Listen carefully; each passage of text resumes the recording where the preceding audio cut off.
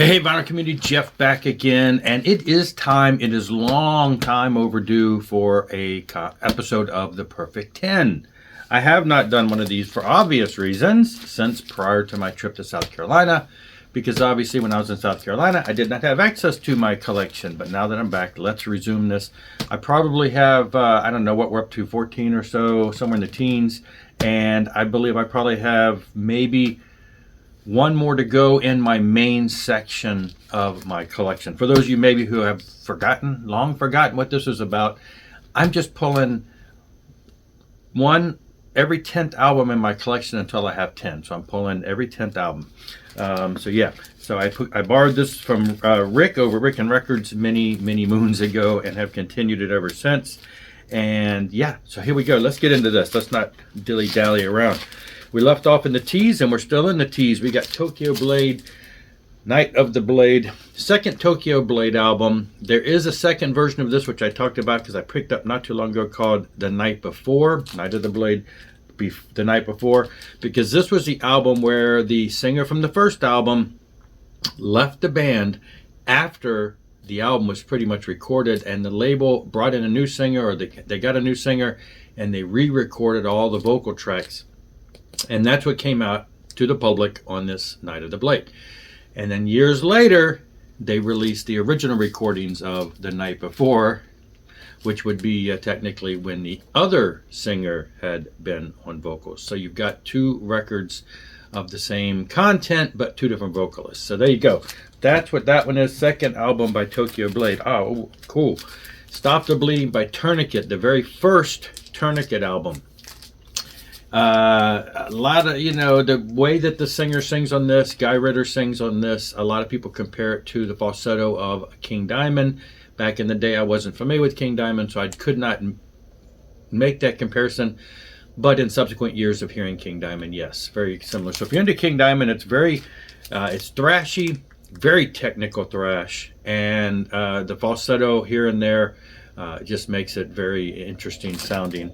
He didn't really sing like that much after this. I guess he got some, criticism for it. I don't know. He never really went back to that vocal style. But this is a great, pivotal album. It's been reissued a couple times. And, of course, drummer Ted Kirkpatrick, the mastermind, the leader, master musician of all instruments practically behind this band, he passed away a while back. Was it earlier this year, I believe, or was it last year? Has the time flying that fast? Anyway, excellent. Those first three Tourniquet albums with Guy Ritter on vocals are still some of my favorite. All right, Trickster. This is a recent reissue, and I got to admit, didn't really listen to them back in the day. By the time that they came out, I'm assuming they were later 80s. I had kind of fallen out of listening to that. But yeah, so your typical 80s metal of the day. Look, my copy's even autographed. Like everybody's, I'm sure. Anyway, this was a recent reissue, and so I picked this up because I still love that style of music, for sure.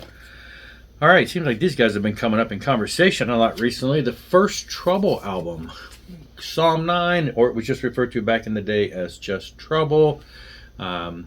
A band that was always labeled as white metal, meaning that they had Christian lyrics. People struggled with them. Are they a Christian band? Are they not? They said, no, they're not.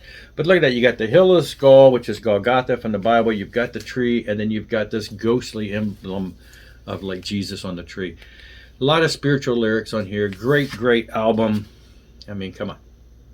They went on to do some amazing stuff. These first couple albums are just simply amazing for sure.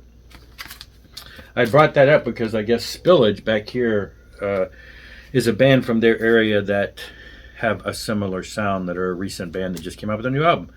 Picture Perfect by the 12 Stones. I think was this their last album, or there was one after this? Anyway, 12 Stones was a band. They came along on the, in the alternative hard rock and edge era, when all the other bands, Creed and all that type of bands came out. These guys, I think, were when they came out, I was living down in Mississippi, and they were sort of kind of local. I think these guys are somewhere from are they Louisiana?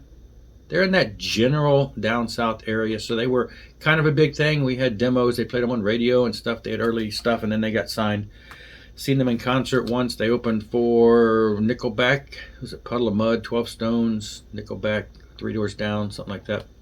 So they're all in that kind of vein of bands like that. The Three Doors Down, the Nickelback. They very much sound like Skillet at times. If you like Skillet vocally on the, not this album, but the other album that came either after this or right before this, it reminds me a lot of Skillet. All right, Tyrant Hereafter, the return of Tyrant. Tyrant put out a few, three really great, just straight up metal with a little doom edge. And then later on, was this 3 years ago, they come back with Hereafter.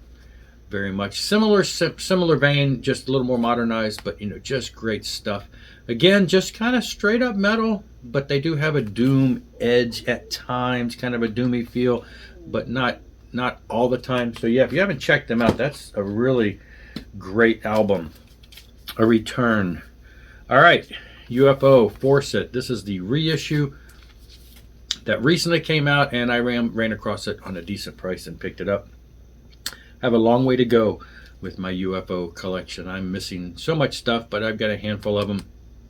Picked up this new one. Definitely want to get the Strangers in the Night. I need to get that reissue of the live album of that one. But anyway, there you go. This is just some great classic stuff from back in the day, and a really nice reissue. It's very heavy stuff. All right, Undercover. This is Devotion. Undercover are they started off as a Christian pop punk type band. Then they made a change of singers after a few albums, and then it became a little more alternative rock. It went on by the time we get to like Devotion and stuff, it's a little less punk, got a little punk edge, but it's definitely more alternative, just hard rocking, just some great stuff, just straight up hard rock. I really enjoyed it. This album was reissued on vinyl with the Kickstarter program handful of years ago, and one of those ones where it just exceeded the goals immensely, and so they would add to the package and put out great stuff. And so yeah, they've done a couple of the Undercover albums of later years, so hoping maybe we'll see another one and this will continue. But love this album and the one right around this album of the same time, but this one is really one of my favorites.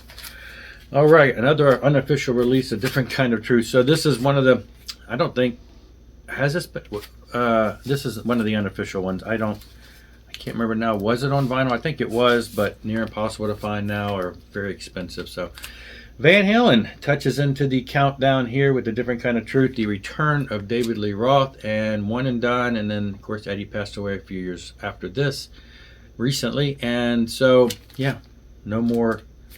But a lot of these songs were made up of songs that were never released on other Van Halen albums. A lot of, when you go back and listen to a lot of the early demos of Van Halen back in the early days, there are hints of a lot of these songs there, if not the whole songs.